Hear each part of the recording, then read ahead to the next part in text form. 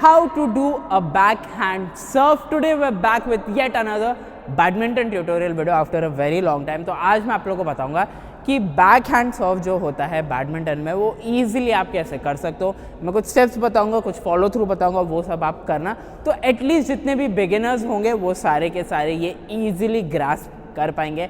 Like share subscribe से इतना ही करना है। Now let's get to the video. पहली चीज़ तो आपको ये सीखनी है कि रैकेट किस तरह पकड़ते हैं। ठीक है, अब ये रहा हमारा रैकेट और रैकेट में जो आपको पकड़ना है वो है बैक हैंड ग्रिप कुछ इस तरह से।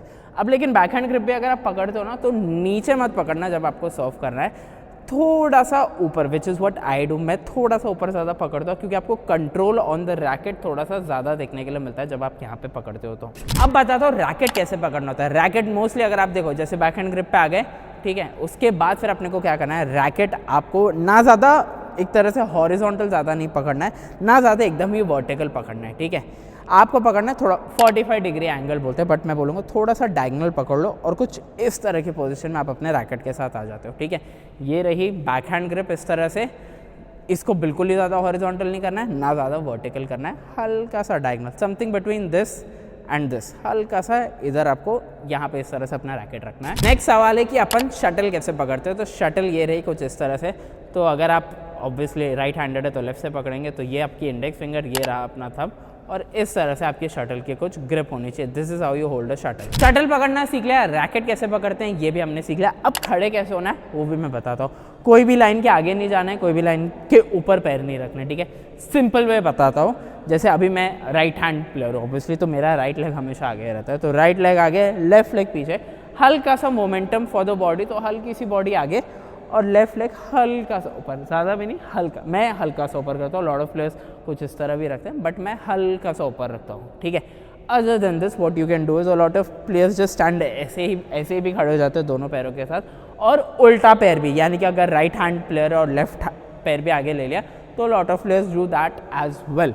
मैं राइट पैर आगे रखता हूँ, लेफ्ट लेग थोड़ा सा ऊपर कर देता हूँ, मेरे को अच्छा मोमेंटम मिलता है। अब नेक्स्ट चीज़ जो अपने को सीखनी है वो है मोशन या मूवमेंट ऑफ द रैकेट, आप जैसे भी बोल सकते हो।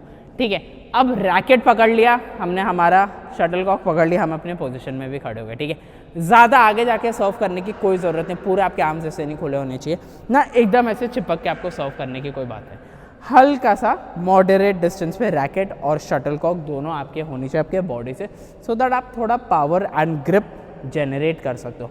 नाउ जब आप शटल को मारने जाते हो, ठीक है, तो काफ़ी सारे जो बिगिनर प्लेयर्स होते हैं, lot of people that I have seen play badminton, बहुत ये करते हैं, पूरा आर्म लगाने की अपनी कोशिश करते हैं, जो कि ज़रूरत नहीं है। इसके अंदर एक्चुअली जो ट्रिक होती है ना वो आपके फिंगर्स के अंदर होती है। आर्म यूज़ करो but to generate power in your fingers, so that आपको प्रिसीजन मिलता है कि आपको कहाँ ड्रॉप करनी है शटल कॉक। ठीक है, तो ये कुछ इस तरह से होना चाहिए, ये करने की ज़रूरत नहीं, हल्का सा जो आप पकड़ोगे वो हल्का सा इस तरह से फ्लिक होना चाहिए, that's it. And the most important thing कि रैकेट के ऊपर अपने को शटल कहाँ मारनी होती है। और lot of people might think कि ये रहा रैकेट और ये अपने को सेंटर से मारनी होती है, which is not exactly true. थोड़ा सा साइड पे आ जाओ, यहाँ मारनी। तो अभी अगर मैं इसको ये ही ऐसे घुमा देता हूँ पूरा सिनेरियो, ठीक है, अब आप देख सकते हो यहाँ पे ये है, रैकेट हटा दो, your shuttle should face your knee कुछ इस तरह से, ओके, एंड देन रैकेट लेके आओ, हल्का सा ऊपर आपको होना चाहिए, एकदम सेंटर पे नहीं होना चाहिए, हल्का सा ऊपर होना चाहिए, and the most important thing out of all this is आप सर्व कहाँ करना चाह रहे हो। ठीक है, तो जैसे कि आप देख सकते हो कि जहाँ मैं खड़ा हूँ वहाँ आपको सर्व प्लान करना है, कि अगर मैं यहाँ बीच में खड़ा हूँ तो आपको बीच में सर्विस अपनी ड्रॉप करवानी है, या फिर बिल्कुल ही आपको लाइन के बीचों बीच में अपनी सर्विस गिरानी है। तो उस हिसाब से ही आपका बॉडी डायरेक्शन, आपका रैकेट और आपकी शटल उस तरह से ही मूव करती है। And after all this you hit the shuttle.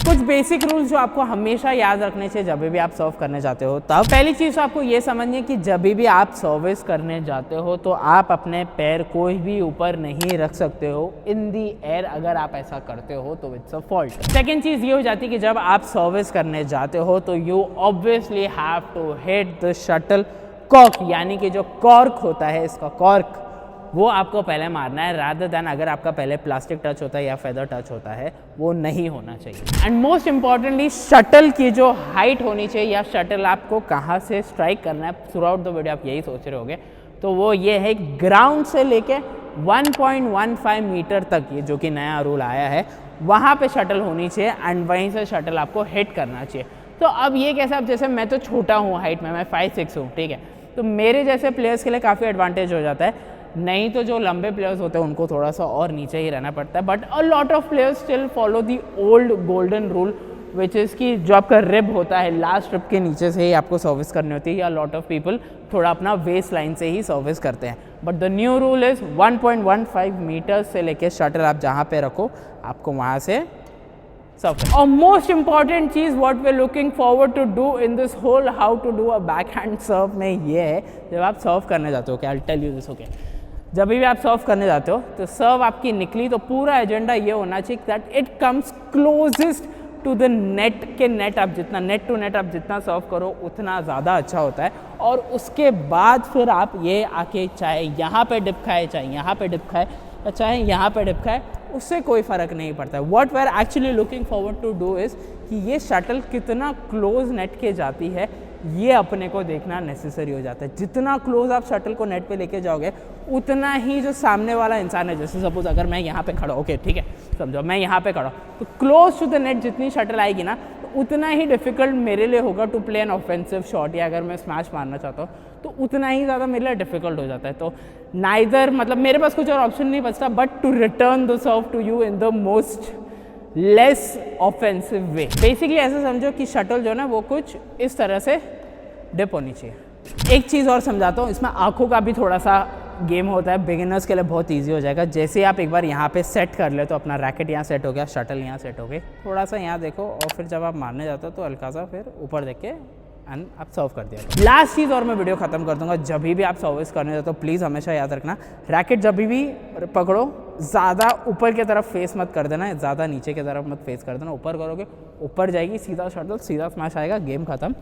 और ज़्यादा नीचे करोगे तो कंफर्म नेट पे जाने वाली है। थोड़ा सा सेंटर ऑफ इसमें रखने का ऐसे ही और सर्विस कर दो, चली जाती है। This brings us to the end of the video. मैंने आपको सारे बेसिक्स बता दिए, किस तरह शटल पकड़ना है, रैकेट कैसे पकड़ना है, खुद कैसे खड़े होना है, किस तरह से देखना है, कब नहीं देखना है, ये सारी चीज़ें मैंने आप लोग को बता दी है करने के लिए। आई होप आप लोग को वीडियो हेल्पफुल लगा हो। लाइक शेयर सब्सक्राइब प्लीज़ कर देना, लगा हो अच्छा तो प्लीज़ कमेंट सेक्शन में लिख देना how to do a back hand serve in badminton. ये वाला था, आई विल ट्राई। मैं और जितनी भी सारे सर्विसेज होते हैं इन बैडमिंटन उन सब के ऊपर भी हम वीडियोस बनाएं और चैनल के ऊपर जल्दी से जल्दी डाल दें। Anyway, thank you so much for watching the video. Like share subscribe again मैं कह रहा हूँ करने के लिए। सी यू गाइस।